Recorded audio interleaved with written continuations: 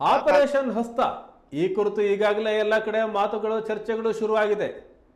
ಈ ಆಪರೇಷನ್ ಹಸ್ತ ಕಾರ್ಯಾಚರಣೆ ಶಿವಮೊಗ್ಗದಿಂದಲೇ ಯಾಕೆ ಆಗಬಾರ್ದು ಅಂತ ಹೇಳಿ ಶಿಕ್ಷಣ ಸಚಿವ ಮಧು ಬಂಗಾರಪ್ಪ ನೀಡಿರ್ತಕ್ಕಂಥ ಹೇಳಿಕೆ ಕುತೂಹಲ ಮೂಡುವಂತೆ ಮಾಡಿದೆ. ಮಾಧ್ಯಮ ಪ್ರತಿನಿಧಿಗಳ ಜೊತೆ ಮಾತನಾಡಿದವರು JDS ಅಂತ ಮಾತ್ರ ಯಾಕೆ ಹೇಳ್ತೀರಿ, JDS ನಿಮಗೆ ಫ್ರೀಯಾಗಿ ಸಿಕ್ಕಿದೆಯಾ? JDS ದೊಡ್ಡ ನ್ಯಾಷನಲ್ ಪಾರ್ಟಿ, ಆಮೇಲೆ ರೀಜನಲ್ ಪಾರ್ಟಿಯಾಗಿ ಕೂತ್ಕೊಂಡಿದೆ.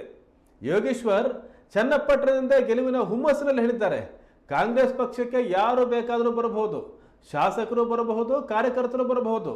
ಶಾಸಕರನ್ನ ತಯಾರಿ ಮಾಡೋದೇ ಮುಖಂಡರು, ಕಾರ್ಯಕರ್ತರು. ಅವರು ಪಕ್ಷಕ್ಕೆ ಬರಬೇಕು ಅಂದರು.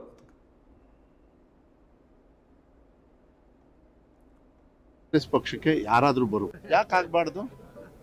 ಎಲ್ಲರೂ ಒಂದು ಮನಸ್ಥಿತಿ ಇಟ್ಕೊಂಡು ಒಳ್ಳೆ ರೀತಿಯಲ್ಲಿ ಕೆಲಸ ಮಾಡ್ತಕ್ಕಂಥ ಮನೋಭಾವನೆ ಯಾರೇ ಇಟ್ಕೊಂಡ್ರೇನು ಕೂಡ ಅದಾದರೆ ಒಳ್ಳೇದು ಅಂತ ಹೇಳಿ ನನ್ನ ಭಾವನೆ. ಬರೀ JDS ಅಂತ ಯಾಕೆ ಹೇಳ್ತೀರಾ? JDS ಏನು ನಿಮಗೆ ಫ್ರೀಯಾಗಿ ಸಿಕ್ಬಿಟ್ಟಿದೆ? ಅದು ಭಾಳ ದೊಡ್ಡ ನ್ಯಾಷನಲ್ ಪಾರ್ಟಿ, ಅದು ಆಮೇಲೆ ರೀಜನಲ್ ಪಾರ್ಟಿಯಾಗಿ ಕೂತ್ಕೊಂಡಿದೆ. ಅಲ್ಲ, ಅದಕ್ಕೆ ನಾನು ನಿಮಗೆ ಉತ್ತರ ಕೊಡ್ತಾ ಇದ್ದೀನಿ.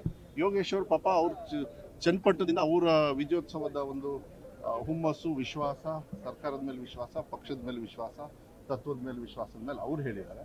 ನಾನೊಬ್ಬ, ನೀವು ಕೇಳಿರೋದು ಶಿವಮೊಗ್ಗ ಅಂತ ಕೇಳಿದ್ರಿ. ಶಿವಮೊಗ್ಗದಲ್ಲಿ ಬರೀ ಯಾಕೆ ಒಬ್ಬರನ್ನ ಹಾಕ್ತೀರಿ ನೀವು?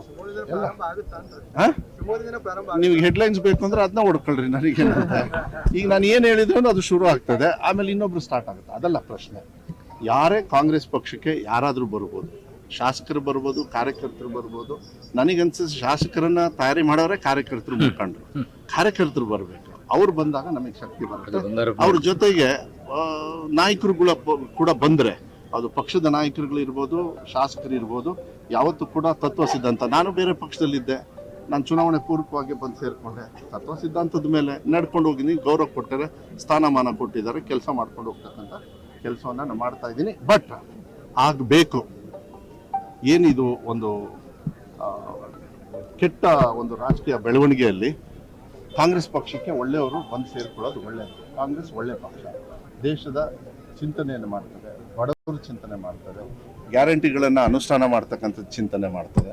ಬೇರೆ ಪಕ್ಷದವರು ಅದನ್ನು ತದ್ವಿರುದ್ಧವಾಗಿ ರಾಜಕೀಯವಾಗಿ ಮತಕ್ಕೋಸ್ಕರ ಕೆಲಸ ಮಾಡ್ತಾರೆ. ನಾವು ಮತಕ್ಕಲ್ಲ, ಜನರಿಗೆ ಕೆಲಸ ಮಾಡ್ತಾರೆ. ಭಾಳ ಸಂತೋಷ ಇದು. No, very great. ಪಾಪ ಅವ್ರು ದುಡ್ದಿರೋದೆಲ್ಲ ಅದು ಎಲ್ಲ ಕಡೆನೂ ಮಾಡೋದಕ್ಕೆ ಪಾಪ ಕಷ್ಟ ಆಗುತ್ತೆ, ನಾನು ಇಲ್ಲ ಅಂತ ಹೇಳೋದಿಲ್ಲ. ಇಟ್ಸ್ ಎ ಇನ್ಸ್ಪಿರೇಷನ್ ದಟ್ ಸರ್ಕಾರಿ ಶಾಲೆಯಲ್ಲೂ ಕೂಡ ಮಕ್ಕಳಿಗೆ ಈ ಥರ ವ್ಯವಸ್ಥೆ ಬರ್ತದೆ ಅಂತ. ನೋಡೋಣ, ಇಂಥ ಇಂಟ್ರೆಸ್ಟಿಂಗ್ ಏನಾದರೂ ನಮ್ಮ ಇಲಾಖೆಯಲ್ಲಿ ಬ್ರೈನ್ ಅಂತ ನಾನು ಹೇಳೋದಿಲ್ಲ, ಅವರಿಗೆ ಆಸಕ್ತಿ ಮತ್ತು ವಿಶ್ವಾಸ ಬರ್ತಕ್ಕಂಥ, ಹುಮ್ಮಸ್ಸು ಬರ್ತಕ್ಕಂಥ, ಓದಿಕೆಯಲ್ಲಿ, ಕಲಿಕೆಯಲ್ಲಿ ಇನ್ನೂ ಹೆಚ್ಚು ಉತ್ಸಾಹ ಬರ್ತಕ್ಕಂಥ ಯಾವ್ದಾದ್ರು ಯೋಜನೆಗಳು ಈ ಥರ ಇದ್ದಾಗ ನೀವು ಹೇಳಿದ್ರು ಮಾಡ್ತೀವಿ. ನಮ್ಮ ಇಲಾಖೆಯಿಂದ ಬಂದಾಗಲೂ ಕೂಡ ಈ ಥರ ಕೊಡೋದು ಒಳ್ಳೆಯದು. ನಾವೆಲ್ಲ ಮಾಡ್ತಾ ಇದ್ವಿ ಸುಮಾರಷ್ಟು. ರೂಲ್ಸೇ ಇದೆ, ಕಡ್ಡಾಯವಾಗಿ ಮಾಡಬೇಕು. ಪೇರೆಂಟ್ಸ್ ತಪ್ಪಿಸ್ಕೊಂಡು ಓಡಾಡ್ತಾರೆ ಮಕ್ಕಳನ್ನ. ಎಲ್ಲ ಕಡೆನೂ ಮಾಡಬೇಕು. ನನ್ನ ಪ್ರಕಾರ ನಾನು ಹೇಳಿದರೆ ಮಕ್ಕಳಿಗೆ ನೀವು ಎಜುಕೇಷನ್ ಕೊಡಲಿಲ್ಲ ಅಂದರೆ ತಪ್ಪು. ಸಂವಿಧಾನ ಇದು ಹಾಕ್ತಾ ಇದೀವಲ್ಲ, ಏನು ಹಾಕಿದ್ದೀವಿ ನಾವಲ್ಲಿ? They are all part of the whole system. ಕಲಿಕೆ ಬರಲೇಬೇಕು. ಆದರೆ ಅದನ್ನು ಅನುಷ್ಠಾನ ಮಾಡೋದ್ರಲ್ಲಿ ಬರೀ ಇಲಾಖೆ ಅಲ್ಲ, ಜನಪ್ರತಿನಿಧಿಗಳ ಸಹಕಾರ ಬೇಕು, ಪಕ್ಷದ ಮುಖಂಡರು ಸಹಕಾರ ಬೇಕು, ಹೆತ್ತಿರ್ತಕ್ಕಂಥ ತಂದೆಯವರು, ತಾಯಿಯವರು, ಅದಕ್ಕಿಂತ ದೊಡ್ಡವರು ಇನ್ಯಾರೂ ಇಲ್ಲ. ಮಕ್ಕಳಿಗೆ ಅವ್ರು ಆ ಜವಾಬ್ದಾರಿ ತಗೋಬೇಕು. ಅದಕ್ಕೆ ನಾನು ಎಲ್ಲೇ ಹೋದ್ರೂ ಮಕ್ಕಳಿಗೆ ಶಾಲೆಗೆ ಸೇರಿಸೋದು ಮುಖ್ಯ ಅಲ್ಲ, ಸೇರಿಸೋದಕ್ಕಿಂತ ದಿನ ಶಾಲೆಗೆ ಅವ್ರನ್ನ ಕಳಿಸ್ಬೇಕು. ಅವ್ರು ಮಲಗಿದ್ರು ಪರವಾಗಿಲ್ಲ, ಕ್ಲಾಸಲ್ಲಿ ನಾವು ಎಬ್ಸಿ ಅವರಿಗೆ ಪಾಠ ಹೇಳ್ಕೊಡ್ತಕ್ಕಂಥ ಕೆಲಸ ಮಾಡ್ತೀವಿ.